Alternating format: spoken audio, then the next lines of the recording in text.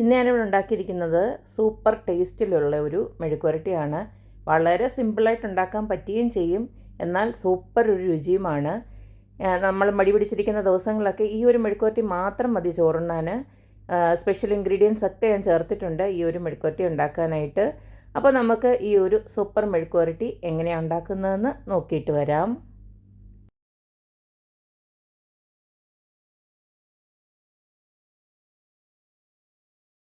നമ്മുടെ special potato മെഴുക്കുവരട്ടി ഉണ്ടാക്കാനായിട്ട് ഞാൻ ഒരു 3 മീഡിയം സൈസ് പൊട്ടറ്റോ തിൻ സ്ലൈസായിട്ട് അരിഞ്ഞ് വെച്ചിട്ടുണ്ട്.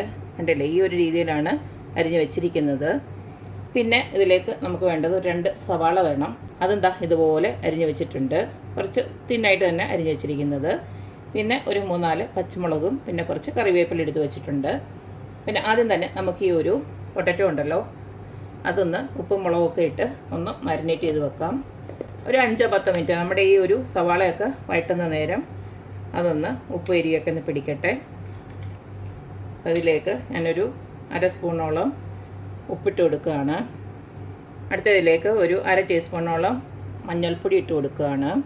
ഇതിലേക്ക് ഇട്ട് കൊടുക്കുന്നത് മുളക് പൊടിയാണ്. നമ്മൾ പച്ചമുളകും എടുത്തിട്ടുണ്ട്, എന്നാലും ഞാൻ 1 സ്പൂൺ വരെ ഇട്ട് കൊടുക്കുകയാണ് മുളക് പൊടി. ഇത് കാശ്മീരി ചില്ലിയാണ്, നിങ്ങളുടെ എരിവ് അനുസരിച്ചിട്ട് ഇട്ട് കൊടുക്കുക. ഇതെല്ലാം കൂടെ നമുക്കൊന്ന് ഇളക്കി ഈ ഉള്ളി ഒന്ന് വഴളുന്നതിന് വരെ ഒന്ന് വെയിറ്റ് ചെയ്യാം.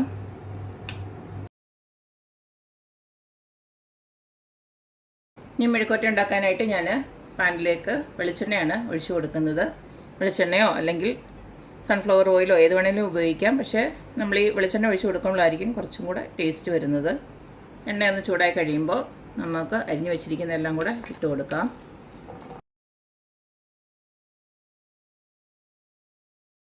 ഈ ഉള്ളിയിലേക്ക് ഞാൻ കുറച്ചൊന്ന് ഉപ്പിട്ട് കൊടുക്കുകയാണ്, ഒരു 1/4 സ്പൂണ് മതി. പിന്നെ നമുക്ക് നോക്കിയിട്ട് ഇട്ട് കൊടുക്കാം. 5 മിനിറ്റ് ഉള്ളി ഒന്ന് ഞാൻ ഇതുപോലൊന്ന് വഴറ്റി എടുത്തിട്ടുണ്ട്. ഇതിലേക്ക് നമുക്ക് നമ്മുടെ ഒരു സീക്രട്ട് ഇൻഗ്രീഡിയൻ്റ് ആയിട്ടുള്ള മീറ്റ് മസാല ചേർത്ത് കൊടുക്കുകയാണ്.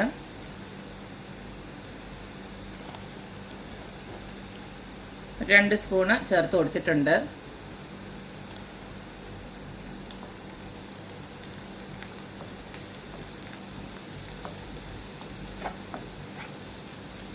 മീറ്റ് മസാല ഇട്ടതിന് ശേഷം ഒരു 30 സെക്കൻഡ് കഴിയുമ്പോൾ അതിൻ്റെ ഒരു പച്ചമണമൊക്കെ മാറി ഒരു മൂത്ത മണം വരും. ഈ സമയം നമുക്ക് നമ്മുടെ അരിഞ്ഞു വെച്ചിരിക്കുന്ന പൊട്ടറ്റോ അങ്ങോട്ട് ഇട്ട് കൊടുക്കാം. ഇതുകൊണ്ട് തീർന്നില്ല, ഇത് വെന്ത് കഴിഞ്ഞ് വരുമ്പോൾ വേറെ ഒരു ഇൻഗ്രീഡിയൻ്റ് കൂടെ നമ്മൾ ഇതിനകത്ത് ചേർക്കുന്നുണ്ട്.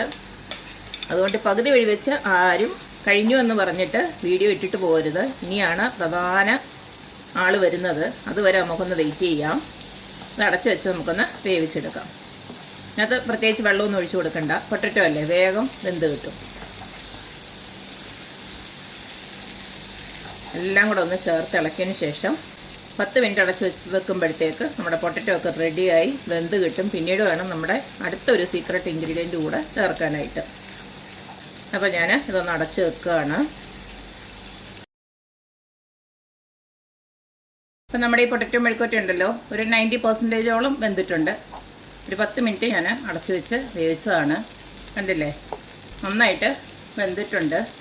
ഇനി നമുക്ക് ഈ പൊട്ടറ്റോ ഒന്ന് നടുക്കോട്ട് ഇച്ചിരി സ്പേസ് ഉണ്ടാക്കിയതിന് ശേഷം അടുത്ത സീക്രട്ട് ഇൻഗ്രീഡിയൻ്റ് ആയിട്ടുള്ള 3 മുട്ട ബീറ്റ് ചെയ്തത് ഞാൻ റെഡിയാക്കി എടുത്ത് വെച്ചിട്ടുണ്ട്. അതുകൂടെ ഇതുപോലെ ഒന്ന് ഒഴിച്ചു കൊടുക്കണം. ഞാൻ മുട്ടയൊന്ന് വെന്ത് വന്നതിന് ശേഷം നമുക്കൊന്ന് ചിക്കി എടുക്കണം. അപ്പോൾ ഒരു 5 മിനിറ്റും കൂടെ നമുക്കൊന്ന് അടച്ചു വെച്ച് വേവിക്കാം. അപ്പോഴത്തേക്ക് പൊട്ടറ്റോയും കറക്റ്റ് വെന്ത് കിട്ടും.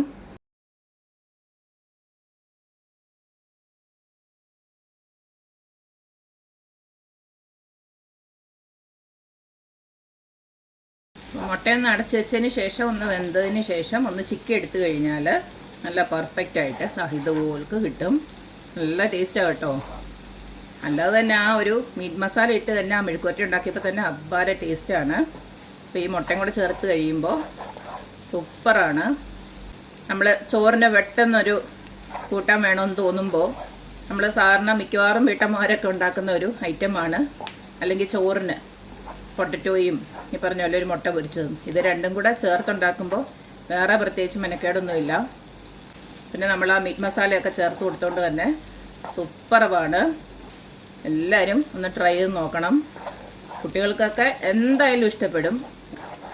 പൊട്ടറ്റോ അത്ര വലിയ ഹെൽത്തി ആയിട്ടൊന്നും ഞാൻ പറയുന്നില്ല, എന്നാലും ഇടയ്ക്കൊക്കെ ഒന്ന് രുചികരമായിട്ട്, ഇടയ്ക്കെങ്കിലുമൊക്കെ നമ്മൾ വായിക്ക് രുചിയായിട്ട് എന്തെങ്കിലുമൊക്കെ കഴിക്കണമല്ലോ. ആ ഒരു സമയത്ത് നമുക്ക് വല്ലപ്പോഴും ഒക്കെ ഒന്ന് ഉണ്ടാക്കി കഴിക്കാൻ പറ്റിയ അടിപൊളി ഒരു ഐറ്റമാണ്. അപ്പോൾ എല്ലാവരും ഒന്ന് ട്രൈ ചെയ്ത് നോക്കുക, അഭിപ്രായങ്ങൾ അറിയിക്കുക. അപ്പോൾ എപ്പോഴും പറയുന്ന പോലെ തന്നെ എൻ്റെ റെസിപ്പീസ് ഇഷ്ടമുള്ള എല്ലാവരും please like, share and subscribe. അപ്പോൾ ഇനി ഒരു അടിപൊളി വീഡിയോ ആയിട്ട് വരുന്നവരേക്കും ബൈ.